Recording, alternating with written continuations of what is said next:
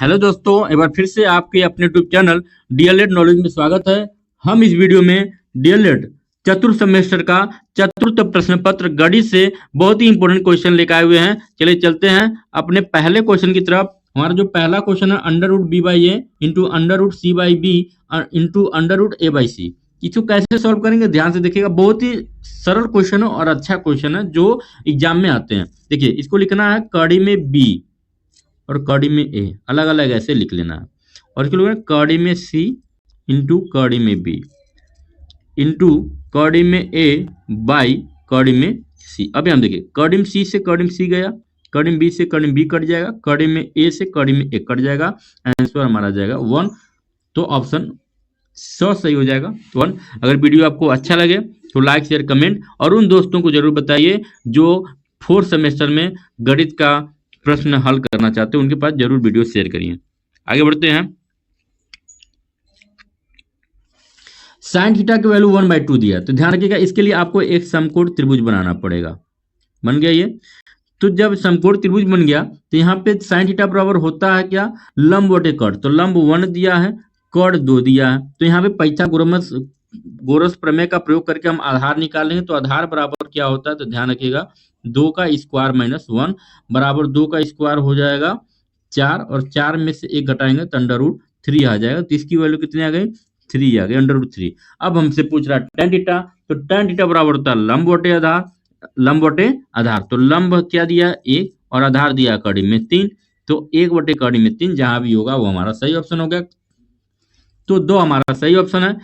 तो इस तरह आप पाइथागोरस प्रमेय प्रयोग करके आप ट्रिग्नोमेट्री का भी सवाल लगा सकते हैं। आगे बढ़ते हैं। स्पर्श रेखा और स्पर्श बिंदु से खींची गई त्रिज्या कितना कोण बनाती है।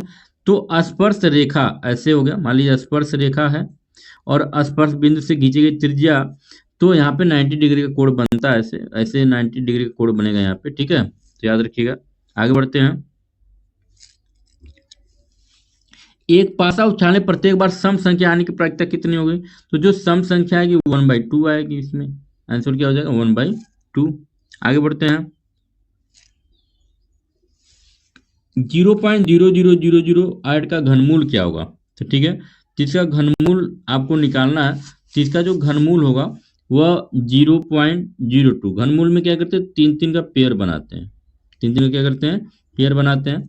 तो इसमें आ जाएगा 1 0, मतलब अगर 0.000 लिखते हैं तो एक जोड़ा, तो इसमें से 0 हो गया, और इसमें से 8 का क्या निकलेगा, तो 8 का हो जाएगा 2 हो जाएगा। तो 0.02 इसका सही जवाब हो जाएगा। ठीक है, आगे बढ़ते हैं कि 2 सिक्कों को एक साथ उछालने पर दोनों में शीर्ष आने की प्रायिकता कितनी होगी। ये हो जाएगा 1/4, याद रखिएगा ऑप्शन नंबर अ। आगे बढ़ते हैं कि 3 सिक्के को एक साथ उछालने पर तीनों में शीर्ष आने की संभावना कितनी होगी। तो 1/8 हो जाएगा, 1/8 ऑप्शन नंबर अ सही जवाब हो जाएगा। आगे बढ़ते हैं। 3 सिक्के को एक साथ उछालने पर तीनों में पुच्छ आने की संभावना कितनी होगी। तो 1/8 इसमें भी हो जाएगा। आगे बढ़ते हैं।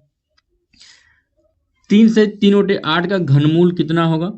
तो 3 से 3/8 का घनमूल जो होगा वो 3/4 हो जाएगा। आंसर इसका 10 सही हो जाएगा। ठीक है, घनमूल निकालना आपको। तो कैसे सॉल्व करेंगे ये भी देखिए। ऐसे आपको लिख लेना 3 से 3/8। अब जब इसको सोल्व करें तो 8 3 की 24 और 24 3 27, 27/8। 27 किसका है, तो 3 का क्यूब है। 8 किसका है, तो 2 का क्यूब है। 3/2 इसका सही जवाब होगा। ठीक है, ये गलत है, 3/2 इसका सही जवाब हो जाएगा। आगे बढ़ते हैं। एक वर्ग का विकर्ण 5/2 कड़ी सेंटीमीटर है, तो वर्ग की भुजा कितनी होगी। तो कर्ण का जो विकर्ण है वह दिया हुआ है, आपको याद रखना है। तो इसका हमारा जो सही जवाब हो जाएगा वह हो जाएगा 5 सेंटीमीटर, इसका सही जवाब हो जाएगा। चलिए चलते अपने अगले क्वेश्चन की तरफ। हमारा अगला क्वेश्चन है कि एक पासा फेंकने पर प्रतिदर्श समष्टि में अभाज्य संख्याओं के अवयवों की संख्या कितनी होगी। तो ये हो जाएगी ऑप्शन नंबर 2 3 हो जाएगा।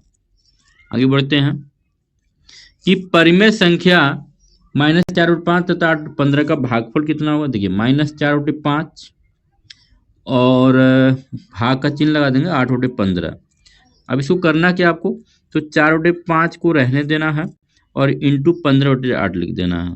ठीक है, तो 4 से 8 कट गया 2 बार में, 5 से 15 कट गया 3 बार, -3/2 जहाँ भी ये भी होगा वो हमारा सही जवाब हो जाएगा। ऑप्शन नंबर 100 सही जवाब हो जाएगा। आगे बढ़ते हैं। यहाँ देखिए cot 30 और tan 45 अंश का मान कितना होगा? तो देखिए cot 30 इंटू लिख देंगे tan 45 लिख देंगे, बटे tan 45 बटे, यहाँ पे बटे है tan 45। तो याद आपको याद रखना क्या है? आपको याद ये रखना है कि यहाँ पे tan 30 अंश का मान हमको पता होना चाहिए। तो tan 30 अंश का मान होता है कड़ी में 3 होता है और बटे tan 45 अंश का मान 1 होता है। तो 1 से कड़ी में 3 में भाग देंगे तो क्या आएगा? कड़ी में 3 आएगा। तो हमारा सही जवाब हो जाएगा कड़ी में 3। आगे बढ़ते हैं कि किसी वृत्त का क्षेत्रफल 8800 सेंटीमीटर है, तो वृत्त की त्रिज्या क्या होगा? तो वृत्त की त्रिज्या आपको निकालना है। ठीक है, तो चलिए तो देखते हैं कैसे निकलेगा। इसको निकालने के लिए हमें वृत्त के क्षेत्रफल का फार्मूला लिखेंगे pi R square. Pi R square की वैल्यू दिया है 8800। ठीक है, अब यहाँ पे पाई की वैल्यू होती है 22/7 रख लेंगे, तो आर स्क्वायर बराबर 22/7 रखेंगे तो 7 ऊपर चला जाएगा यहाँ पे, तो बनेगा क्या? 8800 बटे इंटू 7 बटे 2200, 22 बनेगा। तो 22 से काटेंगे तो 22 से 88 आंसर आ गया 400/7। अब आर के जब वैल्यू निकालेंगे यहाँ पे तो 400 को लिख सकते हैं आप 20 और ये चला जाएगा कड़ी में, 20 कड़ी में 7 हमारा आंसर हो जाएगा। तो 20 कड़ी में 7 सेंटीमीटर, ऑप्शन नंबर 2 सही जवाब हो जाएगा। आगे बढ़ते हैं। 2x² - x - 1 के हल क्या होंगे? तो जब इसको आप हल करेंगे तो इसको मध्य पद बांट के हल करेंगे तो 2x² माइनस x - 1 को जब हल करेंगे तो 2x² -1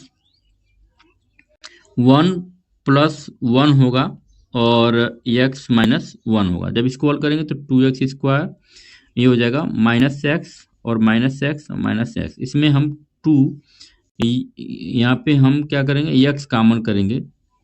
तो x जब कॉमन करेंगे तो हमारे पास क्या बचेगा? यहाँ पे बचेगा 2x - 1 और यहाँ पे -1 कॉमन करेंगे तो बचेगा x - 1।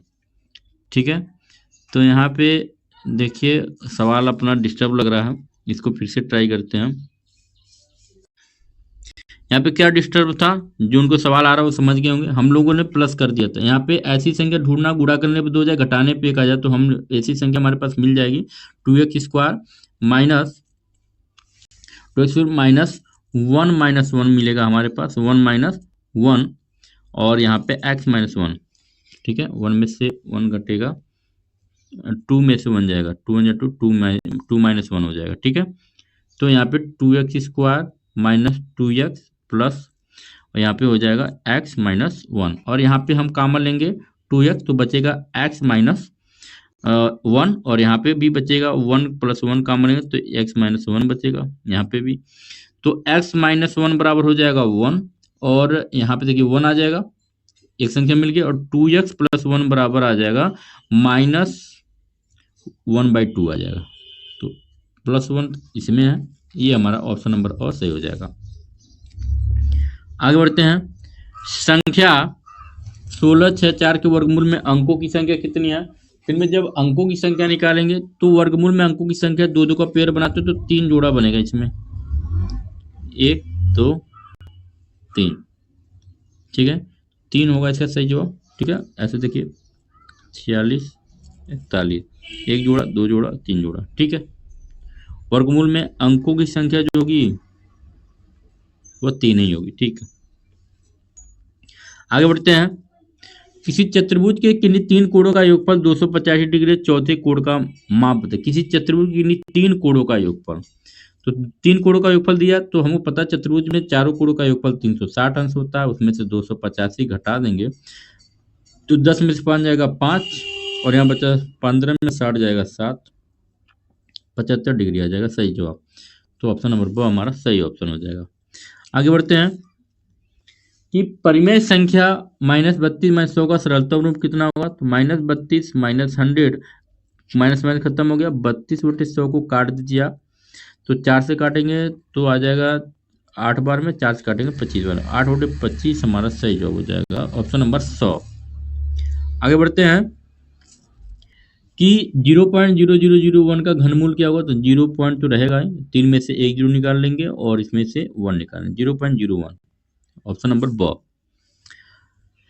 समीकरण 3x बराबर 6 और 4x/14 के हल में y का मान क्या होगा। तो देखिए यहाँ पे अगर हम यहाँ पे x की वैल्यू इससे निकालना, तो x बराबर हो जाएगा 2 आ जाएगा। x बराबर कितना आ जाएगा 2। अब x बराबर 2 हम समीकरण नंबर 2 में रख देंगे, इसको 2 मान लीजिए, समीकरण नंबर 2 मान लीजिए। तो इसमें जब रखेंगे तो 4 × 2 + y बराबर 14 आएगा इतना। अब यहाँ पे y बराबर 14 में से 8 घटा देंगे हम, तो 14 में से 8 जाएगा 6 आंसर आ जाएगा, आंसर 6 आ गया। आगे बढ़ते हैं कि साइन 60 और साइन 60 इंटू कॉस डिवाइड करेंगे, कॉस 30 का मान कितना होगा। तो ये आपको निकालना पड़ेगा, ठीक है। तो जब इसको निकालेंगे जैसे tan थीटा का बताया था, तो वैसे इसका भी निकल जाएगा, ऑप्शन नंबर ब इसका सही जवाब हो जाएगा। 1 इसका भी मान आएगा, कट जाएंगे दूसरे से दोनों। अब देखिए यहाँ पे दिया अगर cos से बराबर 0 हो तो a का मान क्या हो सकता है। तो किस डिग्री का मान, तो cos 90 अंश का मान जो होता है, cos 90 अंश का मान जो होता है वो 0 होता है। तो ये किसके बराबर होगा 0, 90 डिग्री के बराबर होता है। तो ऑप्शन नंबर बहुत सही जवाब हो जाएगा। आगे बढ़ते हैं, ये जो आंकड़े दिए हुए इनका बहुलक है। बहुलक क्या होते हैं, तो बहुलक वे संख्या होते हैं जो इस आंकड़ों में सबसे बार आए हुए हैं। तो सबसे बार इसमें देख रहे 7 7 7 7, ये 4 बार 7 आपको दिख रहा है, तो ये सबसे बार अधिक बार आए हुए हैं, तो 7 हमारा बहुलक हो जाएगा, ठीक है।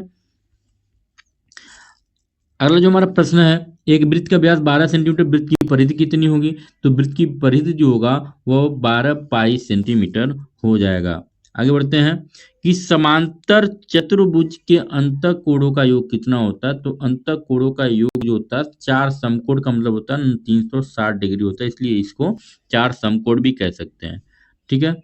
तो आज के वीडियो हमारा यहीं पे समाप्त होता है, मिलते हैं अगले वीडियो में, तब तक के लिए नमस्कार, जय हिंद।